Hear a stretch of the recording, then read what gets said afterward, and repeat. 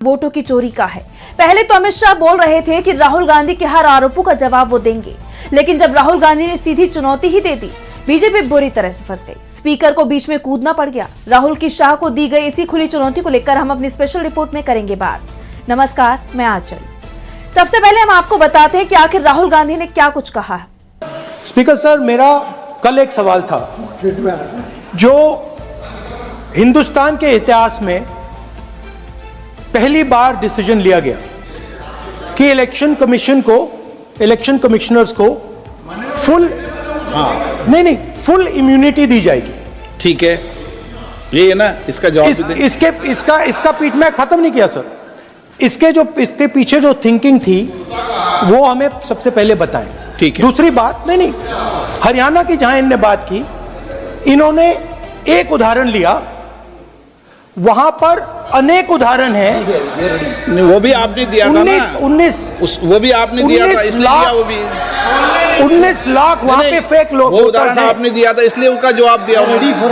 और ये भी हमें बता दीजिए, actually let us have a debate on my press conference. Let us go, let us have very good idea, let us have a debate on the press conferences. Amit Shah ji, I challenge you to have a debate on the 3 press conferences. Actually, let us have a debate on my press conference. Let us go, let us have very good idea, let us have a debate on my press conferences.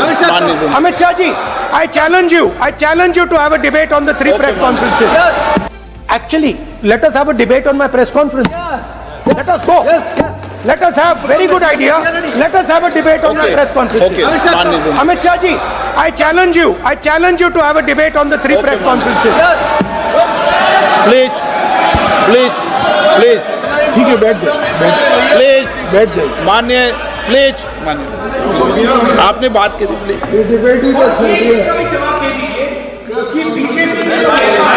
Uttar Pradesh में और हरियाणा में दोनों चुनाव में vote कैसे दे रहे हैं? Please ये भी जवाब दे दीजिए। पहली बात मैं स्पष्ट करना चाहता हूं, मैं 30 साल से विधानसभा और संसद में जनप्रतिनिधि के रूप में चुनकर आता हूं। मुझे लंबा अनुभव है संसदीय प्रणाली का। विपक्ष के नेता महोदय कहते हैं कि पहले मेरी बात का आप जवाब दीजिए, मैं सुनना चाहता हूं। आपकी मुंसफी से संसद नहीं चलेगी। मेरे यहां बोलने का क्रम मैं तय करूंगा, इस तरह से नहीं चलेगी संसद। मान्यवर, उनको धैर्य रखना चाहिए, मेरा जवाब सुनने का। इनकी एक एक बात का जवाब मैं दूंगा, मगर मेरे भाषण का क्रम वो तय नहीं कर सकते, मैं करूंगा, क्योंकि मैं बोल रहा हूं। सर, ये आपने अगर अमित शाह जी का रिस्पांस देखा तो ये कंप्लीटली डिफेंसिव रिस्पांस है। ये घबराया हुआ रिस्पांस है, ये डरा हुआ रिस्पांस है। अब सुनिए पूरी बात, प्लीज मानिए। नो, सच्चा रिस्पांस नहीं है। दरअसल राहुल गांधी ने ये चुनौती अमित शाह के बयान पर ही दी, क्योंकि अमित शाह ने ही इसके लिए राहुल गांधी को उकसाया था। और जब राहुल गांधी ने जवाब दिया तो शाह बैकफुट पर आ गए। कहने लगे कि राहुल गांधी तय नहीं करेंगे कि मैं कब बोलूंगा। अब सवाल यह है कि शाह कब बोलेंगे, ये राहुल गांधी तय नहीं करेंगे, लेकिन राहुल गांधी ने जो सवाल उठाए हैं उसका जवाब कब देंगे। अब कहने को तो सदन में शाह ने कह दिया कि राहुल गांधी की 3 प्रेस कॉन्फ्रेंस का जवाब दूंगा, एक शादी वाली, एक एटम बम वाली और एक हाइड्रोजन बम वाली। अमित शाह ने जब ये बयान दिया तो राहुल गांधी ने उन्हें बीच में टोक दिया। राहुल गांधी ने खुलकर अमित शाह को चैलेंज दे दिया कि आप मेरी वोट चोरी की 3 प्रेस कॉन्फ्रेंस पर चर्चा करा लें। राहुल गांधी ने जब अमित शाह को खुला चैलेंज दे दिया तो बीजेपी सांसदों के चेहरे के रंग बदलने लगे, क्योंकि राहुल ने अमित शाह को उनके ही बयान में फंसा दिया था। पहले तो अमित शाह को समझ में ही नहीं आया कि राहुल गांधी ने क्या कह दिया है। लोकसभा स्पीकर ओम बिरला ने भी हस्तक्षेप किया और राहुल गांधी की चुनौती से अमित शाह को बचाने की कोशिश की, लेकिन अमित शाह ने एक तरह से राहुल के सामने हथियार ही डाल दिए। उन्होंने कह दिया कि मैं 30 साल से संसद या विधानसभा में चुनकर आ रहा हूं, ऐसा कभी नहीं हुआ। मेरे बोलने का क्रम मैं तय करूंगा, आप नहीं।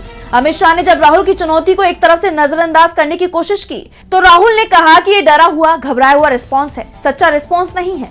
राहुल ने एक बार फिर चुनौती सामने रख दी, लेकिन शाह का जो जवाब आया उससे बीजेपी नेता भी हैरान दिखाई दिए। शाह ने कहा कि मैं उनके उकसावे में नहीं आऊंगा, विषय पर बोलूंगा। मेरे भाषण में पहले और बाद में जो बोलना है वो मैं तय करूंगा।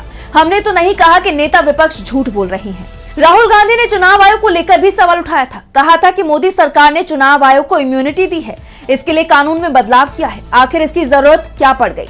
ये बात तो सभी को पता है कि चुनाव आयुक्तों को बचाने के लिए ही मोदी सरकार ने कानून में बदलाव किया था। राहुल ने सवाल उठाया तो अमित शाह ने कह दिया कि ये आरोप सही नहीं है। बदले में शाह अपने ही अंदाज में कांग्रेस की पुरानी सरकारों को कोसने लगे। सवाल ये उठ रहे हैं कि चुनाव आयुक्तों की नियुक्ति के लिए कमेटी बनाने का फैसला तो 2023 में आया था, सुप्रीम कोर्ट की संवैधानिक बेंच ने दिया था। उसके बाद ही तमाम बदलाव मोदी सरकार ने किए। पहले तो कमेटी से सीजीआई को निकाला, चुनाव आयुक्तों को इम्यूनिटी दी गई, जिससे उनके खिलाफ कोई केस दर्ज नहीं हो पाए। राहुल ने सवाल उठाए तो शाह ने जवाब देने की जगह सवाल ही खारिज कर दिया। वैसे अमित शाह एक बात तो ठीक कह रहे हैं कि वो क्या बोलेंगे ये वो तय करेंगे, लेकिन वोट चोरी पर राहुल गांधी के आरोपों का जवाब देने का दावा भी उन्होंने ही किया था, जिसके बाद राहुल गांधी ने खड़े होकर अमित शाह को टोका और कहा कि अमित शाह एक घर की बात कर रहे हैं जहां 400 वोटर थे। मेरी 3 प्रेस कॉन्फ्रेंस में 19 लाख वोटरों की बात हुई है, चुनौती सामने है, चर्चा हो जाए।